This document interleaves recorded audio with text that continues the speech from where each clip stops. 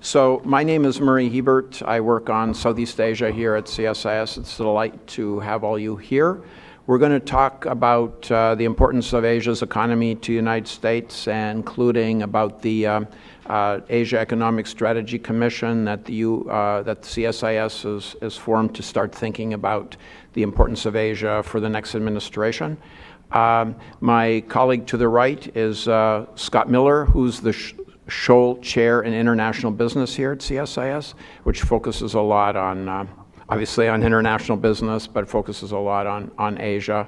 In a minute, we'll have Ernie, and I'll introduce him when he comes. But what we were thinking of doing is starting with Scott talking just a little bit about the importance of Asia to America before we start talking about strategies and various economic policies that would be good for the U.S. to adopt moving forward. So, Scott, over to you. Thank you, Murray, and thanks all of you for your patience. It's my goal at CSIS to start meetings on time and end them early. We apologize for the late start. We will end on time, so we'll have that to look forward to it. In any case, I know I'm facing a room full of Asia experts, so having an opportunity to talk about Asia is great because I look forward to your questions. But let me start with a very quick landscape assessment of kind of what's going on in Asia, and more importantly, why we're interested in it, why we're thinking about it, and how the future might affect U.S. economics and U.S. policy. If I could start the presentation. There are many reasons to focus on Asia, but I think the first slide, when we bring it up here, is probably the simplest.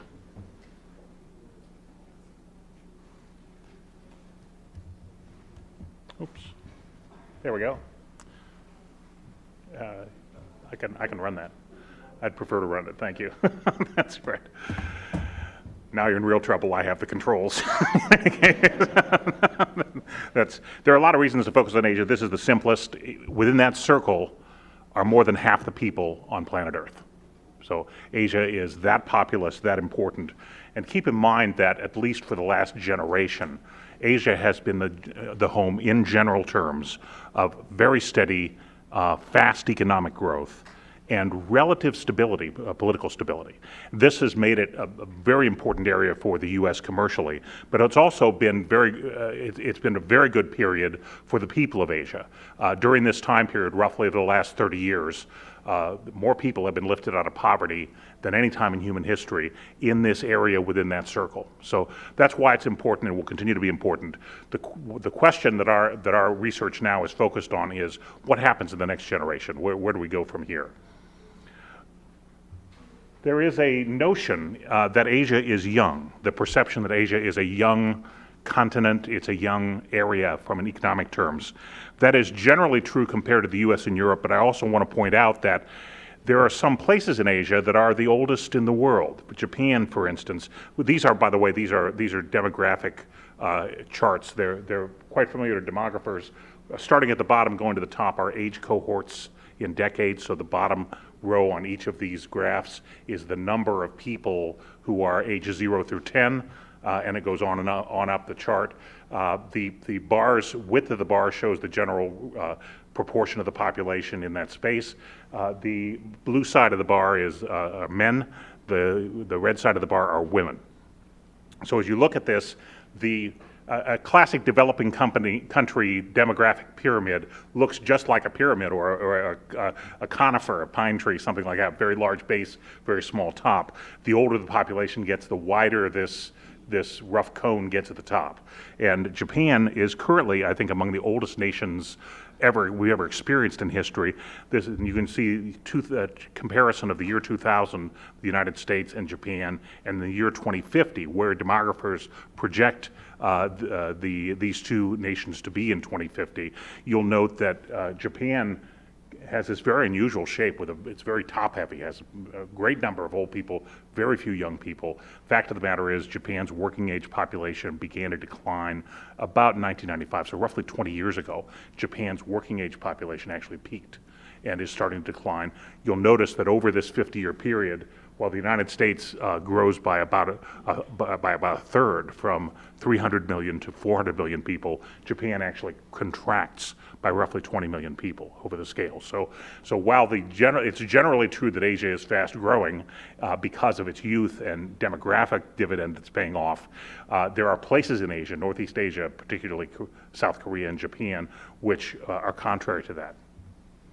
Now here's a look at the same chart, but this is and same time period, but it's the two biggest economies in Asia, India and China. These patterns hold up as well. Now the India year 2000 chart, classic developing country demography. That's the way it looked. Great big base, very small top. With China, what you're seeing is a separation from that more typical pattern that you see in India, and then projecting it forward, given relatively low birth rates in China and declining birth rates in India. What you find is the China 2050 chart actually has more older people than the United States in 2050. It's an odd set of circumstances that has led to this, but you also see India by 2050 overtaking China in population and being nearly 1.5 times the size of China by the year 2050. These dynamics are going to play out. Demography is very important. Demographers can tell us a lot that's actually pretty reliable. As social sciences go, the demographers have a huge advantage, because if you want to know how many 20-year-olds there'll be in 20 years, it's a known entity. You can solve for X pretty easily with available data. So it's one of the more reliable things, but it also, what this does is points to the level of resource competition and energy, water, and other kinds of security issues that might arise given these changing population dynamics. Now, with extensive growth and the maturing populations, one of the things that happens is that the global middle class is growing massively and importantly in Asia. If you look at this is from a report that's about 5 years old now, but once again, demographics are pretty easily projectable. The notion is the global middle class by 2030, which is just 15 years into the future, about 2/3 of people who are living in what the World Bank would characterize as the global middle class will be living in Asia. 2/3 of the world's global middle class. That's an astonishing change versus what we've expected, and a huge change versus, say, 15 or 20 years ago, where the G7 industrial economies were really larger, had higher output per capita, where there was a true separation between those 7 economies and the economies that were not in the G7. That separation has basically disappeared, and it's made for an important change. It also explains why so many American headquartered companies are so interested in Asia. If that's where the middle class is, that's where they want to be competing for consumers. Now, has growth in Asia slowed? Well, yes, it has. But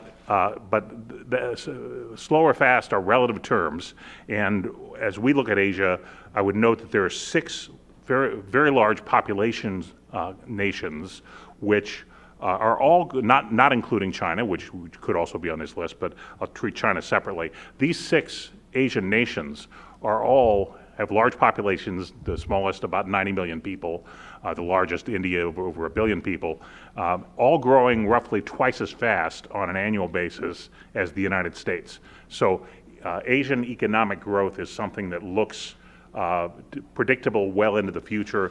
These are going to be very important economies. They will continue to grow in both population and output on a fairly steady basis. Now, there's been a lot said about China's growth. And China definitely, as you'll see in this chart, China is the blue line on top. The world economic output, its growth versus previous year, GDP growth, is the red line. As you see, China has grown very much faster than the world for quite an extended period of time. And while it is slowing down now, you can see the line sort of drift off. apart from all the headlines about China's slowdown, keep in mind that 7% growth on a very large base in China is more important to the world economy than, say, 10% growth on a smaller base 10 years ago. So keep in mind, China does appear to be slowing, but as the world's second largest economy, even 7% growth is very impressive, has a very positive impact. As we move forward and examine economic strategy in China for the United States, we also need to be aware of, for Asia in the United States, we also need to be aware of near-term risks. The one I would point to is debt. Since the Great Recession and the beginning of free money as characterized by quantitative easing and other central bank interventions, debt levels have remained high and actually increased since 2007. This is a chart for those of you whose eyes are as bad as mine. And in the back, the x-axis, the horizontal axis shows the increase in debt levels since the start of the Great Recession. So since 2007, based on current data, what is the percentage increase of debt to GDP? And then on the y-axis, it is the actual level of debt. GDP as a share of or rather debt as a share of GDP. You'll see that China has increased its debt faster since the Great Recession, but is only about as high as the United States and South Korea and many other economies in terms of its debt overhang. The key question is what happens when money is no longer free, all right? And then the end of free money comes either when a central bank decides it will, perhaps the Federal Reserve Board will decide that later this year, but more importantly, there may be some increasing interest rates in the future that are basically determined by markets. When there's a rollover auction for bonds and there are more sellers than buyers, there'll be pressure on interest rates. And so markets alone could cause that. The core question here is what's the level of financial market resilience post the Great Recession and post the end of free money. So finally, we've looked long-term and short-term demographics and economics. Technology plays an important factor and will continue to reshape Asia as it's reshaping the world. It'll happen in ways that are unpredictable. As I always point out to my friends, when they think about technology and its role in our society, the discovery of fire was very important to human beings, but it had a few downsides. Okay, and so managing this thing and predicting the potential course of it is very difficult. But as this chart shows, there are today about 1.3 billion internet users in Asia, in the continent. So it's a remarkable development. It will continue to influence the way these large and growing middle classes deal with their governments, the way their expectations are formed, the way that affects both economic prosperity and political security. So with that as a quick overview, I'll turn to Murray and we'll go from some questions he's prepared. Well, you were still waiting for Ernie, so I'll start with some questions for Scott, and then when Ernie gets here, we'll pivot to ask some questions that I was going to ask him about the Asia Economic Strategy Commission. But Scott, I think everybody in this room is probably wondering what's going to happen, what the prognosis for the TPP is in Congress. There's various clocks, and there's been various things said by presidential candidates and various people in Congress that were earlier very positive about the TPP. What do you think the prognosis for the TPP is?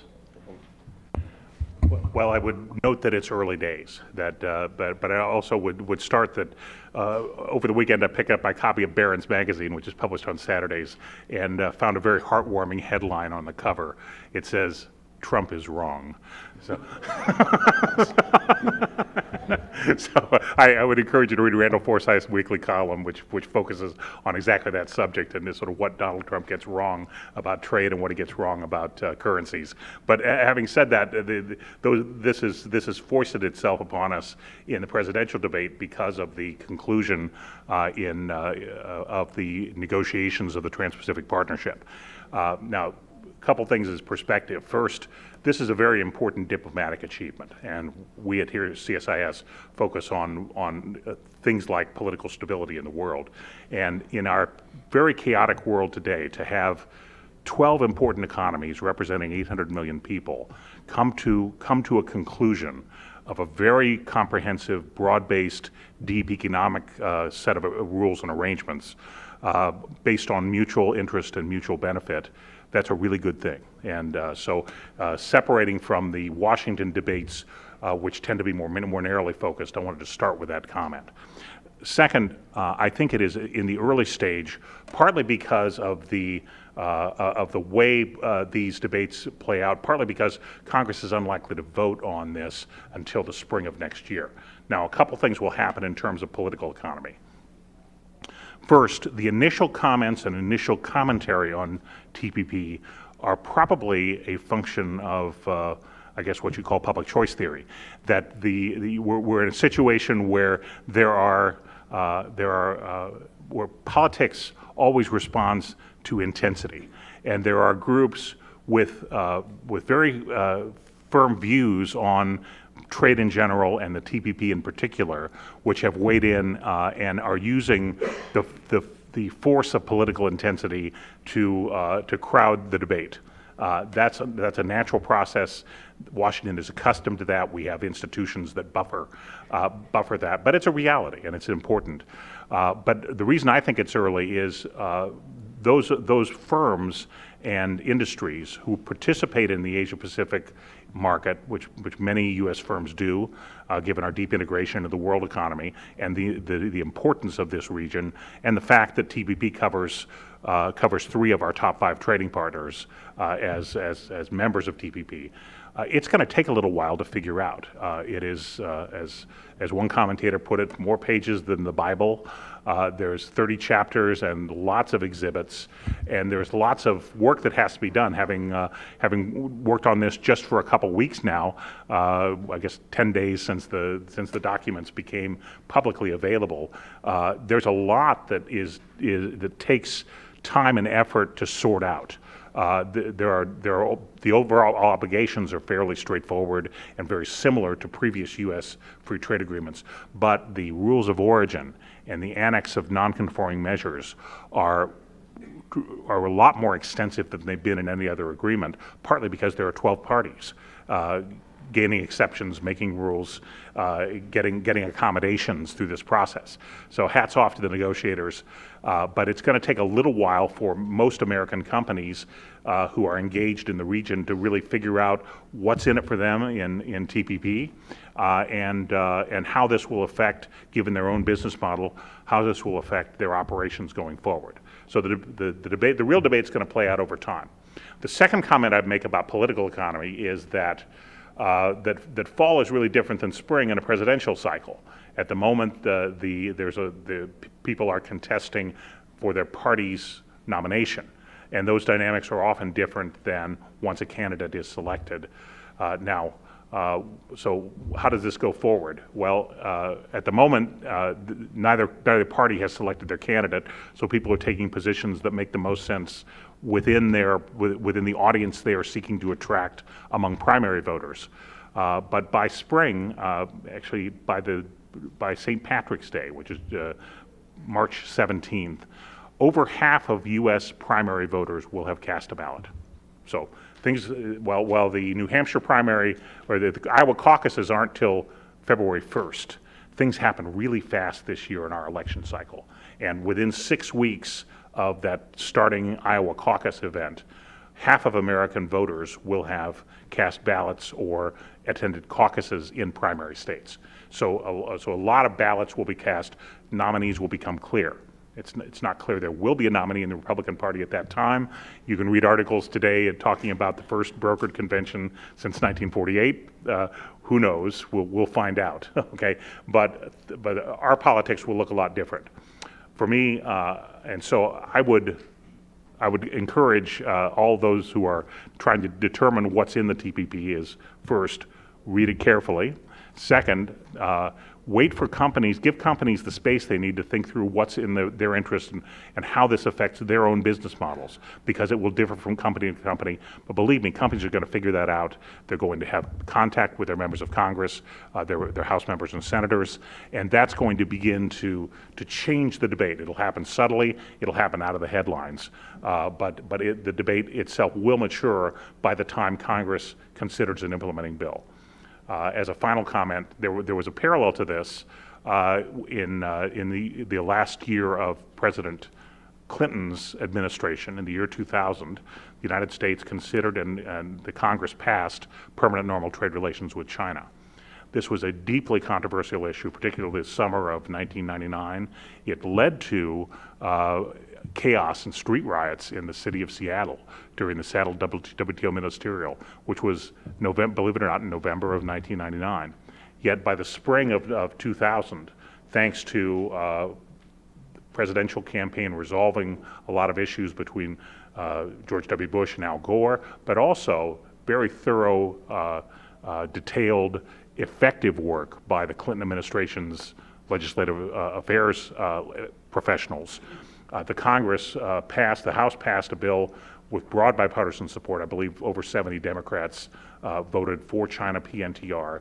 The Senate then took up and passed a bill identical to the House bill without amendment, with no fast track protections. Okay, so these kinds of things can happen. They'll work themselves out. So I'm very pleased TPP concluded. I think the schedule which leads to consideration in the spring of 2000 is one that bodes for some fairly extensive campaign and very thorough work by the firms that are most affected, but yet those firms have so far been absent from the debate.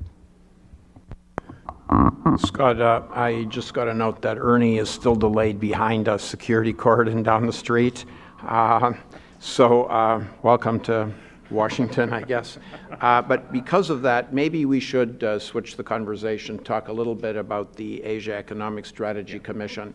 The CSIS Asia Economic Strategy Commission is something that our fellow panelist, who you see here, Ernie Bower, who's the chair of the Southeast Asia program, and Matt Goodman, who is this chair is the Simon Chair here in political economy, and Scott have devised and are working on to try to come up with some ideas for the presidential candidates for the middle of next year, once we do have two candidates.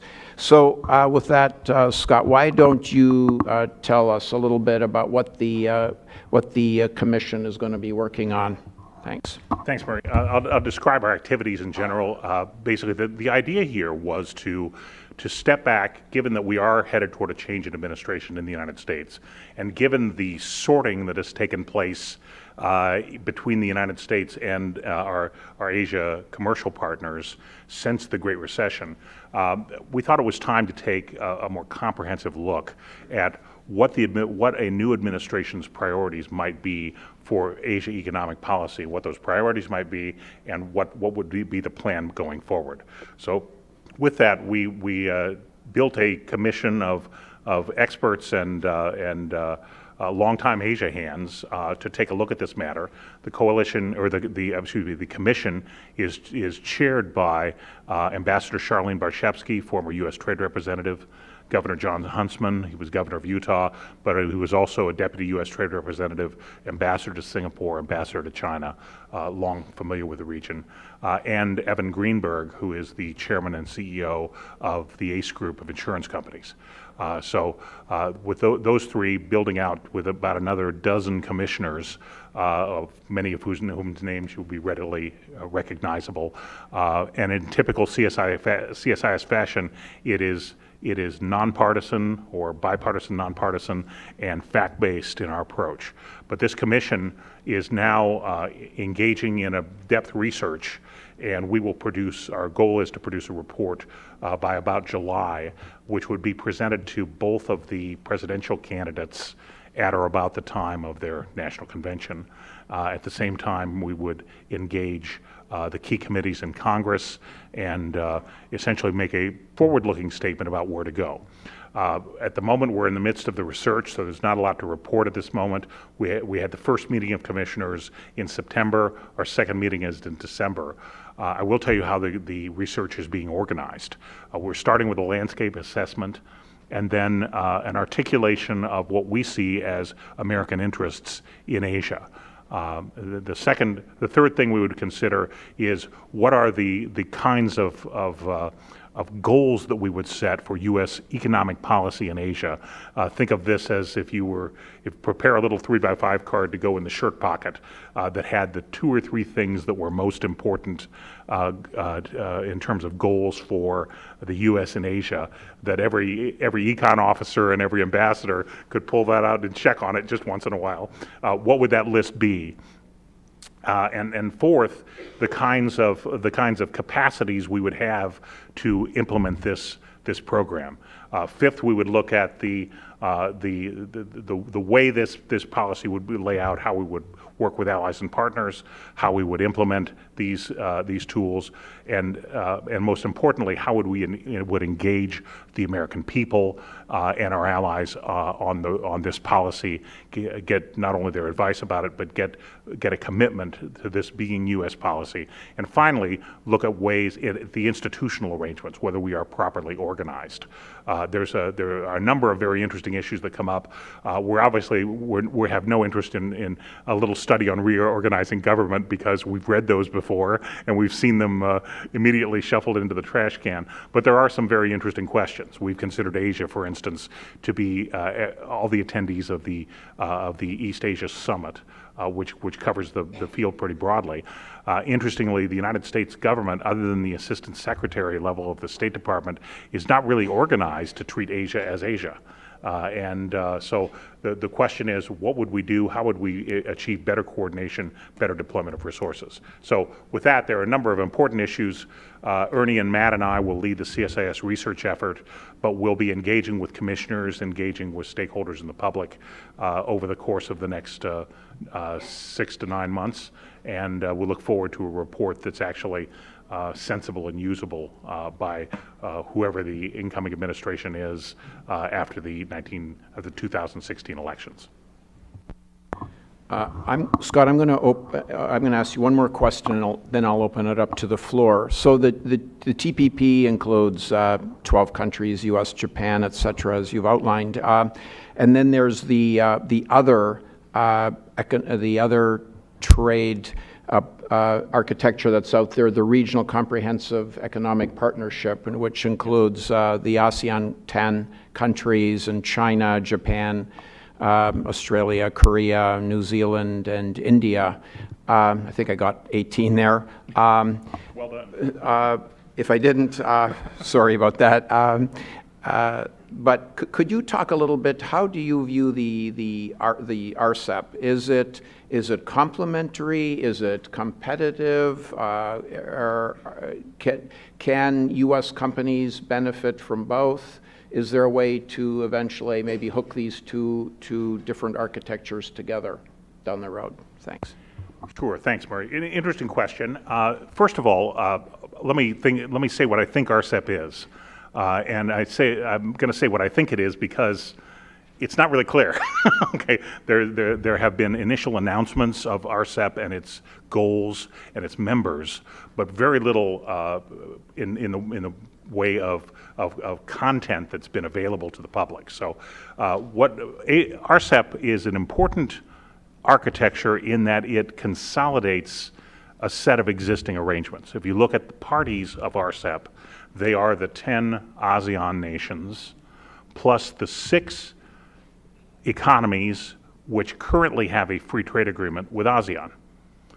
So it's Australia, New Zealand, China, India, Japan and South Korea. Each of them currently has a free trade agreement. Those agreements are, as happens with free trade agreement negotiations, not all the same. They're a little different. They're different sets of obligations. They're different sets of phase-in schedules. They're different non-conforming measures. So the first and most important thing that RCEP, I think, is trying to do is to consolidate those different arrangements into a single agreement. Now, that alone would definitely help commerce among those 16 parties, because you'd be operating from a single set of rules. So everyone has the same, I mean, it gets down to this really tells you how mind-numbingly boring trade can be. But often these arrangements will not have the same tariff lines refer to the same products, or the classifications are sometimes different. So there's a level of harmonization in both the products that are covered and the customs procedures that apply, and a number of the operational aspects of trade that will I think greatly help commerce in the region. So this ought to be a very worthwhile undertaking.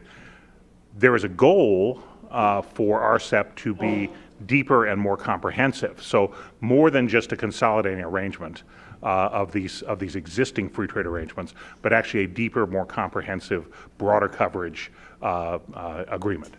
As a free trader, I think that's a good thing. I hope they succeed. We'll see. Now, what happens with how does TPP and RCEP fit together? Well, they primarily fit because there are 7 members of TPP, which are already members of RCEP. And in those economies, my starting point would be it would be in their interest to have relatively harmonious rules, procedures, and tariff costs in both those arrangements. So if I were if the United States is not one of those 7 economies, but say in New Zealand or Australia, which is party to both, would want very similar obligations and very similar procedures to happen in both agreements. So I think there's pressure, there would be pressure at least from those 7 members who are party to both agreements for these agreements to be interoperable in some important way. What happens next in Asia with regard to trade agreements will be a fascinating question. It's going to play out over time. The first thing that has to happen is 2 things have to happen. One, RCEP needs to advance to an actual conclusion, and you can put in your own time frame on that one. The TPP has to advance to ratification among the existing 12 parties. At that point, I think everybody looks around and says, what do we do next? There are certainly some economies which have expressed an interest in joining the TPP. We'll see how that holds up. It'll look differently in 2017 or whenever the existing partners decide to consider that question. So I think there's a lot of this to be played out, but I'm generally hopeful, given the makeup of both TPP and RCEP, that those agreements become somewhat complementary and interoperative, at least in the near term. Thanks, Scott. This is the elusive Ernie Bower, who is the chair of the Southeast Asia program here at CSIS. I'm going to just brief him very quickly on what we've talked about, so he doesn't, you don't have to listen to him repeating what Scott just said. But in a nutshell, Ernie, Scott summarized some of the key, give a brief overview of Asia, talked a bit about the prognosis for TPP in Congress, talked then about, and then we were just talking now about whether the RCEP and TPP are complementary, competitive, or what. And so that's where we're at, and we're going to turn it over now to questions from the floor. So we'll continue with that plan. So please, if you do have a question, raise your hand. Wait for a mic, right? We have mics. And identify yourself, and if possible, ask a question. Please. Gentleman on the far, yes. Sergei Kosteyev, Financial University, Moscow, Russia. As I remember, Japan, and especially Japanese farmers, were against this agreement. They were even coming to Congress to lobby against this. So what concessions were made to Japanese farmers? Thanks. If any. Well, I think the agreement reflects either the best the best that could be achieved or the least bad outcome as it stands. There is agriculture is one of the more difficult areas politically for every economy. Every economy, whether it's Japan or the United States or maybe everybody but Singapore, has sensitivities in agriculture. I don't think, I may be wrong. So, it would be very interesting to know whether Singapore has any sensitivities in agriculture. I seriously doubt it, but almost everybody else, everybody who has farmers does have a sensitivity. So put it that way. Second, agriculture market opening is never as comprehensive as industrial goods in these agreements or in services. So with that as background, it looks to me like there have been, at least if I talk to farmers here and farm groups here, there's been some encouraging signs that U.S. agriculture finds some new export opportunities, given our export competitiveness. That's a good thing. There is some market opening in Japan. It is by no means complete. But then again, it's not complete in the United States. I'd refer you to the sugar program. It's not complete in Canada. I'd refer you to dairy or poultry or any of the remaining Stalinist supply management programs there.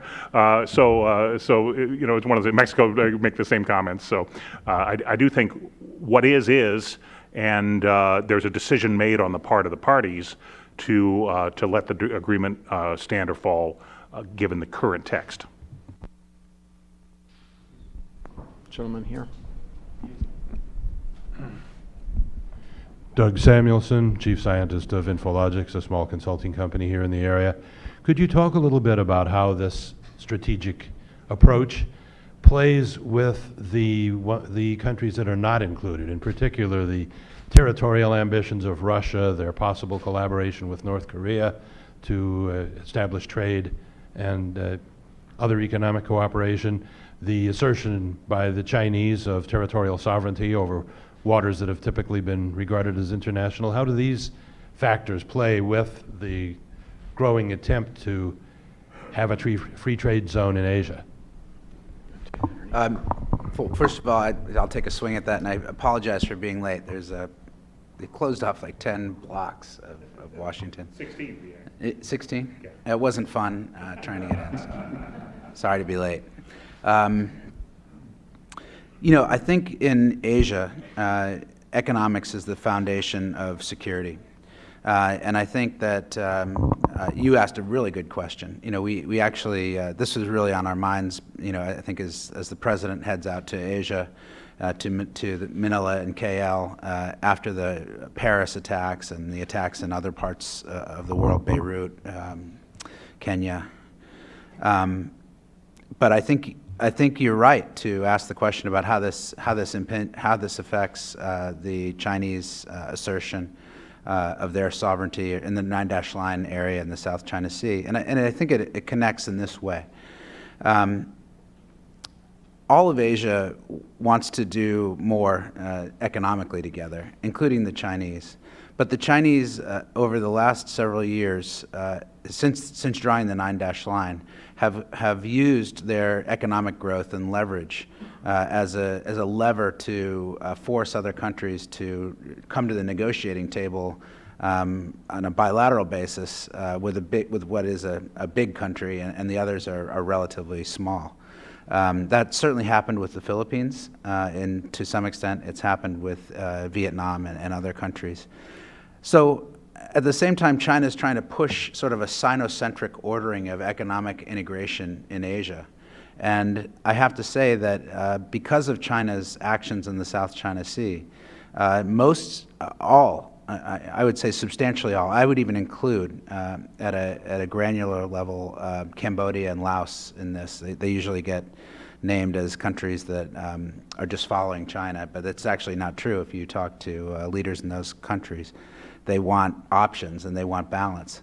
So I think the relationship between these trade agreements and security in Asia is that there's a great interest around Southeast Asia and all of Asia for rule of law-based economic opening. Now, I think when you say rules-based to most of Asian leaders, that sounds like in U.S.'s favor, put us at an immediate disadvantage.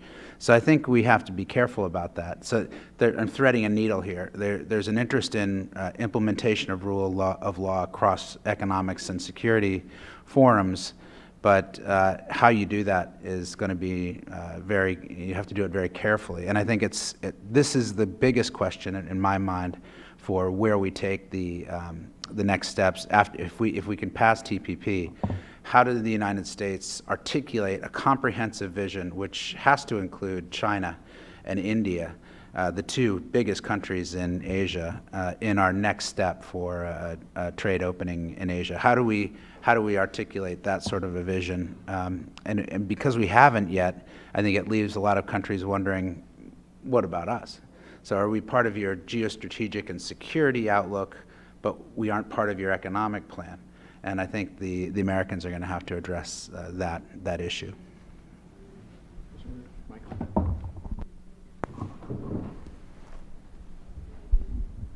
Mike Mercedes, PBS Online News. I had a quick technical question on the debt chart. I was rather surprised to see Singapore way out there, close to Japan. Is there some sort of red flag that most of us don't know about in terms of Singapore and debt?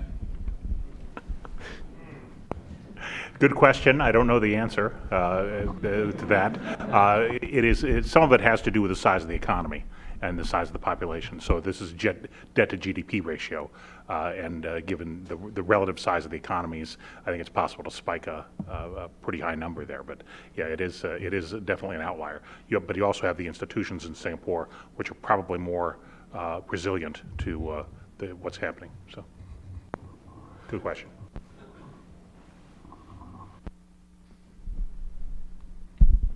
Thank you very much for your talk, very insightful.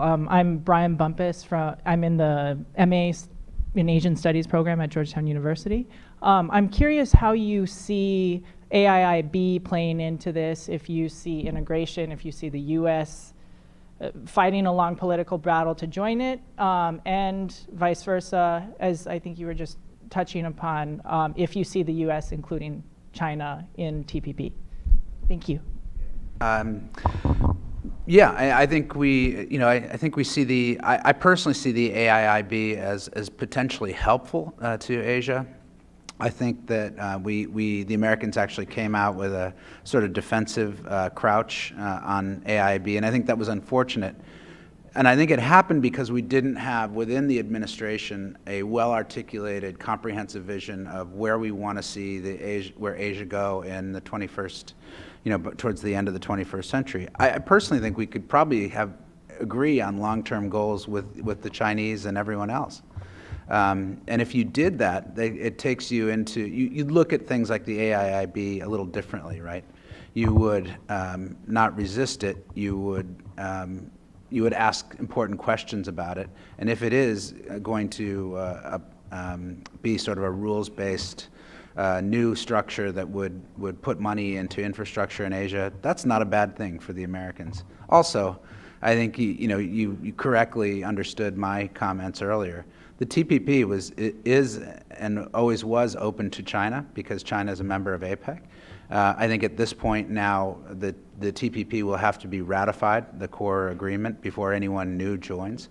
Obviously, the White House is going to take a shot at that. They've notified Congress of their intent to review the agreement and try to have a vote on it next spring. But I think that what I'd like to see is American leaders talk about the obvious importance. If you have partners in Asia, you can't expect them to embrace a vision for Asian economic integration that doesn't include the largest two countries in their neighborhood. That doesn't make sense. Americans, I don't think, are asking that, and they shouldn't ask that. We should actually have a vision for a more comprehensive relationship. So I'd like to see both China and India eventually in the TPP or its successor. Just to add to that briefly, on AIIB, I think we acknowledge the U.S. kind of mishandled that whole thing. But at heart, there's really a different, U.S. infrastructure plays outside the United States are built on a different set of expectations and a different set of objectives. We usually focus a lot on governance. Okay, the AIB in China tends to have a little different focus. So whether those two can be blended and whether there's a place to meet, I think there probably should be, because infrastructure is simply too important to economic development in rising Asia for us to ignore that. And on China in TPP, I would note there's a long arc going on here. You got to look at the whole parade to conclude what one float might mean. The whole parade actually started in 2011 at the APEC meetings when Japan, Canada, and Mexico asked to join the TPP, and when Japan joined, it made it real. Okay, so at that point, so the 6 months following that APEC meeting, this is early 2012, all the rhetoric in China, everything you read in the publications and think tanks, was all about, this is all about containment. Somehow the U.S. was trying to contain China. Okay, if you look 18 months later, by 18 months later, the rhetoric had completely turned around 180 degrees, that it was now seen as something that was positive. And by the meetings the APEC meeting that China hosted in 2013, so this is just 2 years after containment, okay, China was talking to the United States about the free trade area of the Asia Pacific and how it can work together. So now that all is even a little out of date versus today, 2 years later in 2015, okay, but I think that long arc says there's room to operate for both the U.S. and China to operate in our mutual interest in a way that advances a sort of a high standard, rules-based, comprehensive architecture for commerce in the Asia Pacific.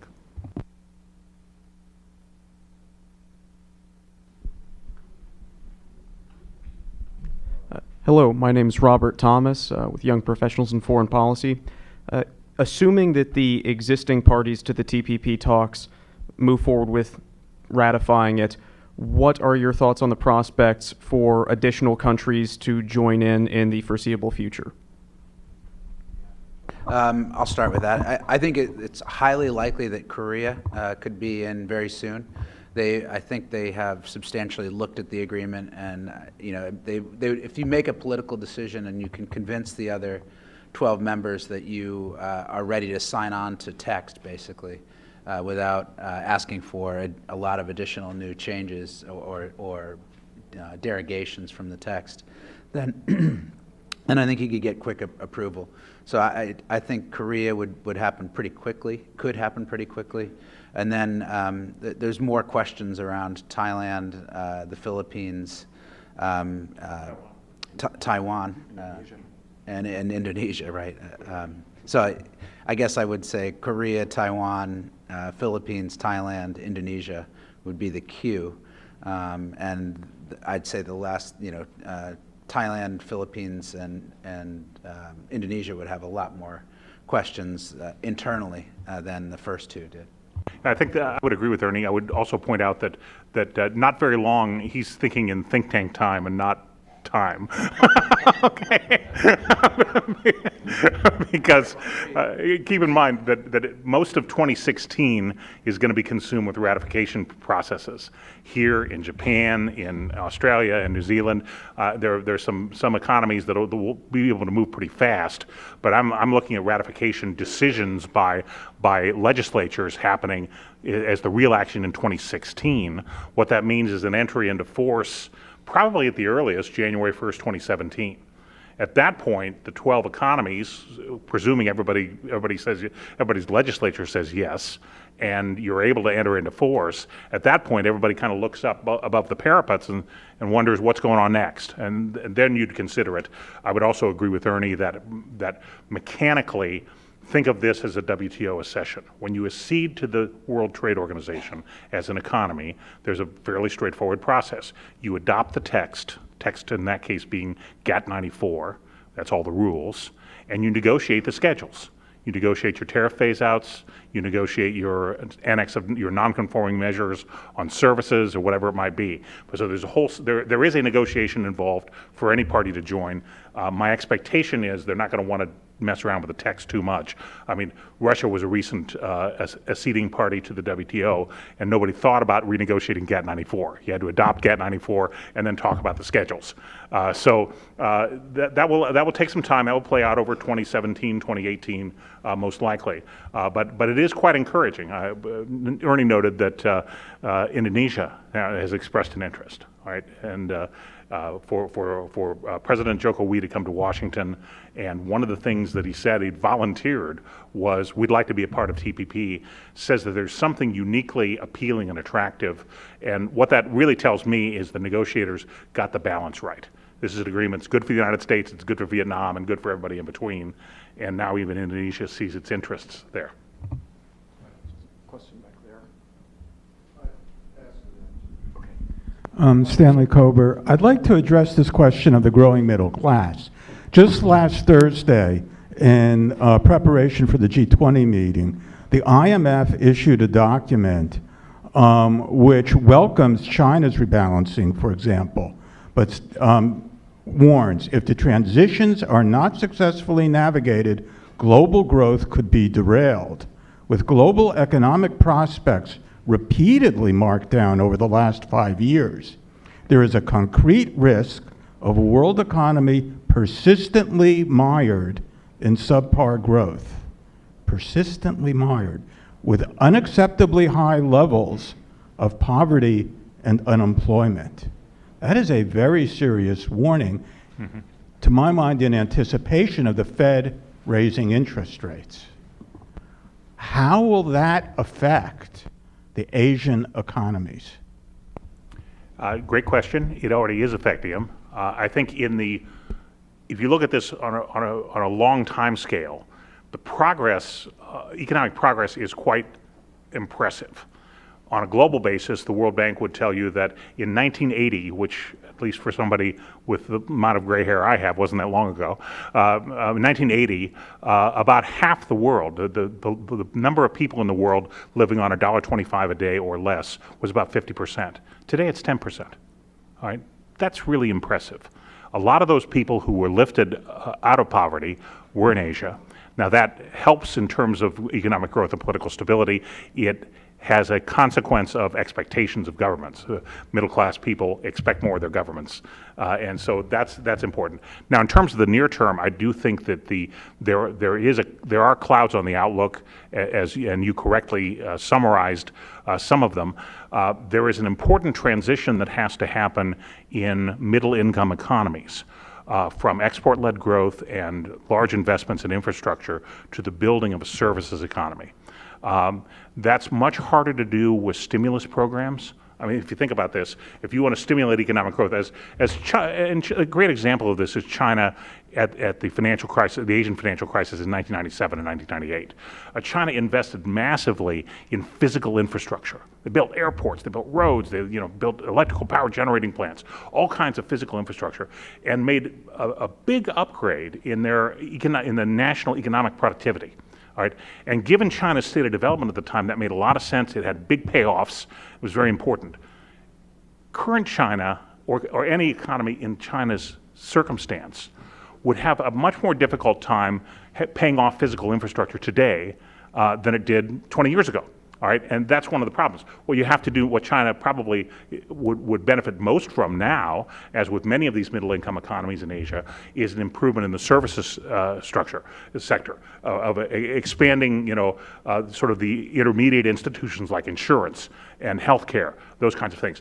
Frankly, those are harder to do top-down. They're not just about, allocating the funds to construct a dam or a power plant or an airport. Okay, they take relatively subtle, market-oriented discovery of solutions that work and solutions that don't work. And so that, for me, is the interesting open question.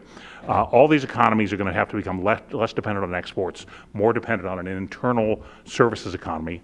Look at the United States as an example. Trade, imports plus exports, is about 30% of our GDP. We have this large domestic economy, and about 70% of people work in the services industry, or a little more.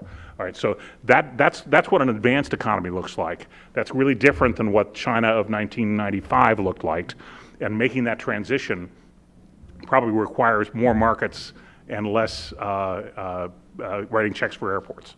So it's a tough transition. Thank you.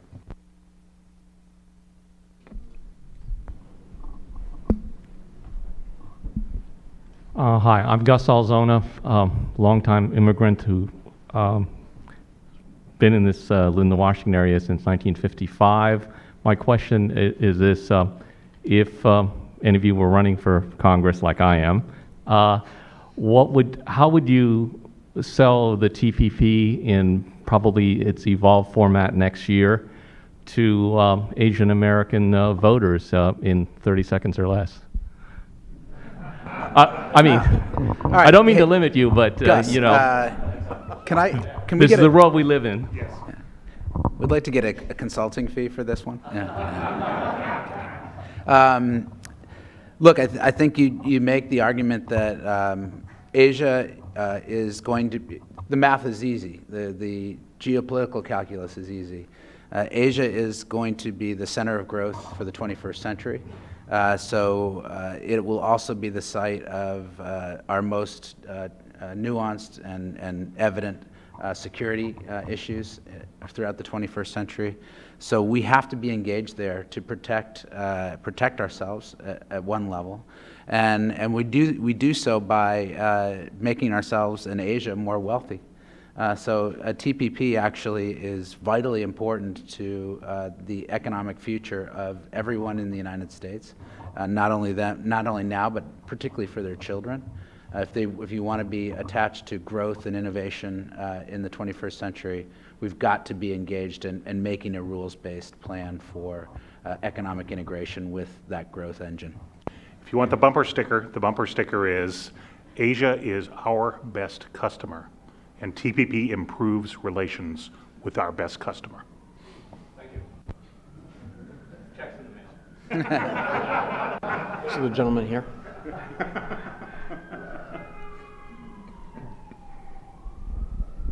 Henry Howard, U.S. Philippine Society. I would like to ask a Philippine-specific question, obviously.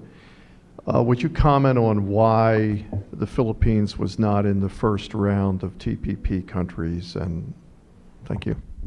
Sure. Henry, welcome. Glad you're up from Florida, right? Yes. Yeah, good to see you. Look, I think it was the Philippine determination. Aquino was driving for economic and political reforms when the TPP sort of, I think, or the TPP was already around when he was elected. He could have used the TPP as an exogenous force and made the argument to Filipinos, we've got to be part of this, or supply chains and FDI flows in Asia will bend towards other countries.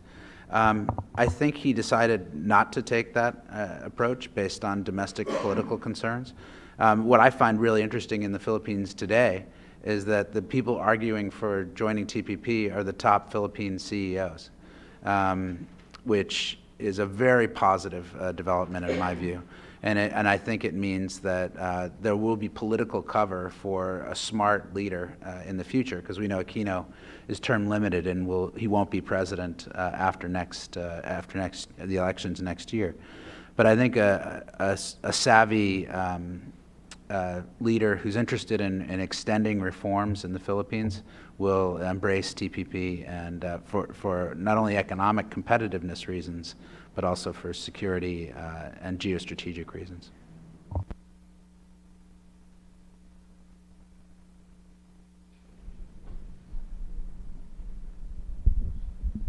Yeah, thank you for your presentation. Leo Lin from George Washington University.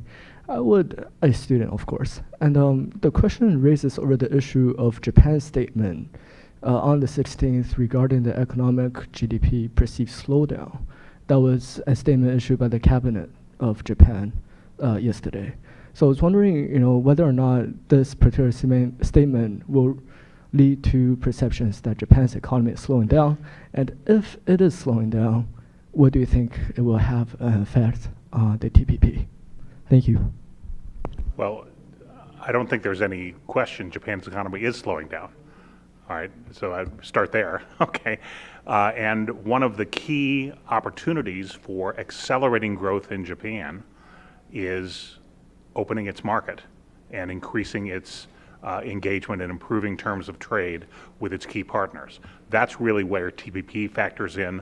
It does increase competition. I would point out that increasing competition is a feature, not a bug, with a trade agreement, okay? That's why you do it. It's not something that happens accidentally. But in that increasing competition, you get greater economic efficiency and faster economic growth, mostly through specialization. So that's the story. There's no question Japan's economy has slowed down. The question is what happens next.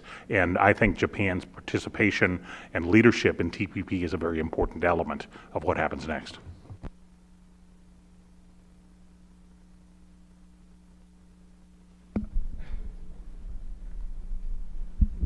Thank you. Makar Melikian, Embassy of Armenia. I'd like to ask your opinion about how TPP is going to affect TTIP, the negotiations with Europe. Thank you. Fairly simple bureaucratic answer, which is it frees up resources to actually focus on TTIP. I mean, USTR is an amazing organization, and those people do remarkable work, but it's 240 people, including the translators and administrative assistants and receptionists. I mean, it's a very small, as U.S. agencies goes, very small organization. It's hard to have enough bandwidth to do two very broad-based negotiations. I think the fact that TPP is concluded will have allow a lot of very talented people to, instead of focusing on two things, focus on one thing. So that's probably good. Second, to my mind, TTIP presents an unusual challenge in terms of its negotiation because of the existing depth of the relationship and the fact that most of the economic issues, most of the issues that you deal with between the U.S. and Europe are not classic trade barriers. They're not really tariffs. I mean, there are a few high tariffs, but not many after multiple GATT rounds. They're not even sort of the notable behind the border issues, but they are in regulation and standards. Standards and regulation are very important when you consider them as trade barriers, but they're astonishingly difficult to pick apart and deal with and find neutral rules that produce productive results. So it's a very tough negotiation from that standpoint, not just because of the parties involved, but because of the nature of the current relationship and the things that you'd have to streamline and modify in order to improve the economic relationship. So I think TTIP kind of works on its own schedule, mostly because of this degree of difficulty of the negotiations ahead of them. But beyond simplifying USTR's life, I think it's going to take us a while. Thank you.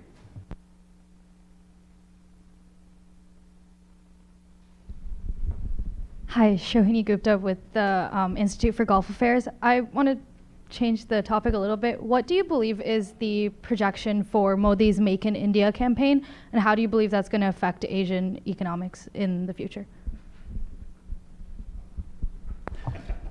I have no idea.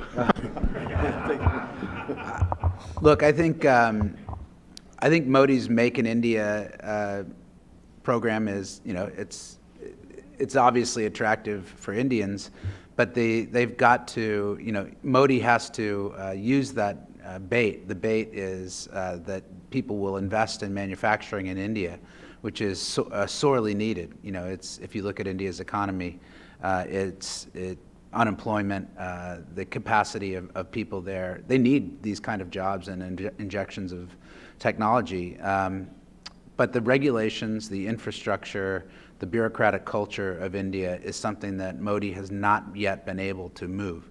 And I think Bihar elections and, really put in question whether Modi, with all of his energy and apparent popularity, at least outside of India, and arguably in India, I mean, he's got some momentum, but he doesn't seem to be able to move that enormous bureaucratic ship that is the Indian civil service and bureaucracy and politics in India.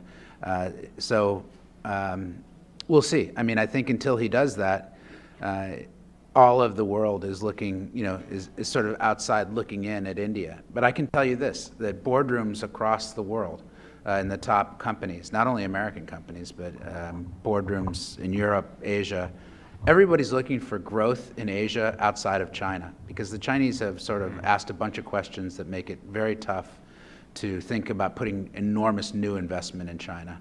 everyone's looking for growth in the big countries, or where the best growth is outside of China.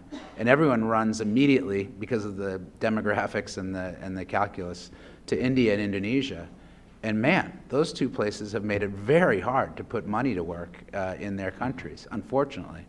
And I think that's history will show it was an enormous lost opportunity for those two giant democracies. But they are democracies, and they're thinking about under what terms do they want people to come in and invest in their countries. So at some point, this, the benefit of investment, technology, jobs will, I think, probably make good policy an evident choice. We haven't seen that happen yet, unfortunately. Just one comment and a cautionary tale or a cautionary note about Made in India. I would note that if you embrace the logic of global value chains, you quickly realize that import substitution industrialization is an obsolete business model as an economic policy matter. Okay? I would personally argue that import substitution industrialization has not worked since South Korea did it in the 1970s. And it hasn't worked for very good reasons, which is the changes in technology and the regional integration that's happened through bilateral and regional trading arrangements has made it a high cost and therefore obsolete method. It's failing in Brazil now. It's failing in South Africa. It failed in Malaysia, and then Malaysia turned around. I mean, go read about the proton. You want to know about Made in India? Look at the case study of the proton, okay, in which Malaysia decided to build an auto industry, and in fact were successful at producing a 1984 Fiat in about 2005. Okay, and as a process, couldn't find any buyers for the proton. Okay, Malaysia wised up and joined TPP. All right, and basically repented of import substitution industrialization and joined global and regional value chains. Thailand skipped the step about the proton and today has 10 times the number of auto jobs as Malaysia does. So this kind of stuff, it just doesn't work. So I understand the boldness.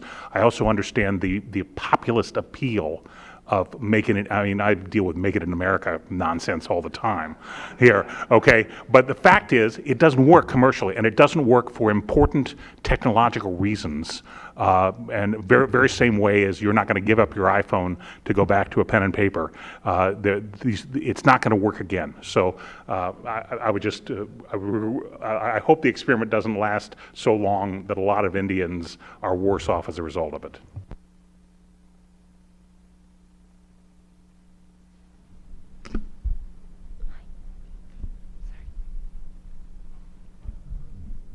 Thank you. I'm Jean Nguyen with Voice of Vietnamese Americans.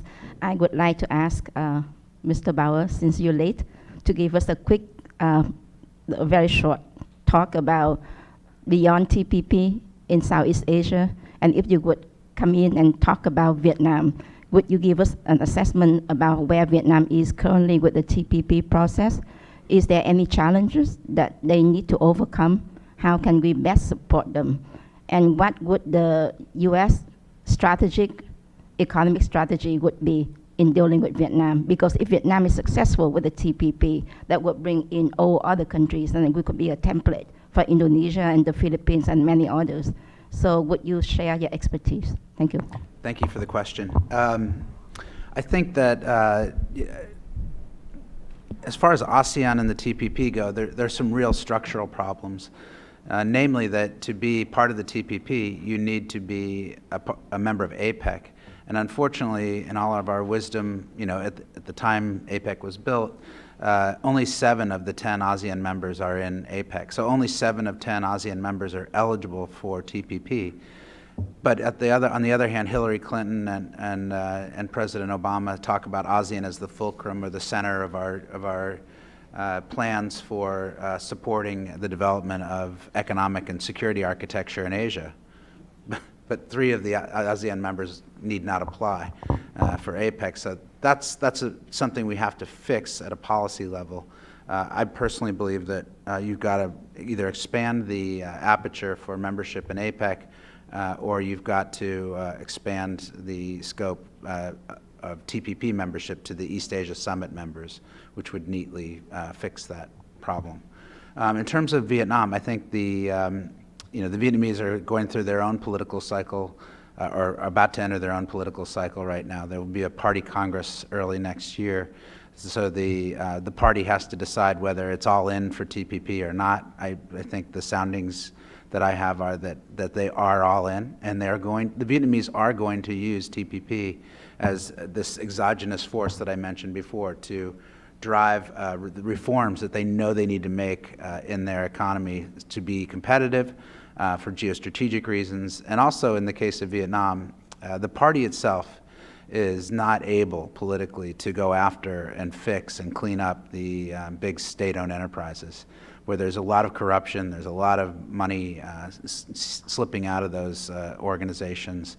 There's too many banks in Vietnam. And I think TPP will give the Vietnamese policymakers a scalpel to cut out some of the let's call it bureaucratic fat that's holding them back.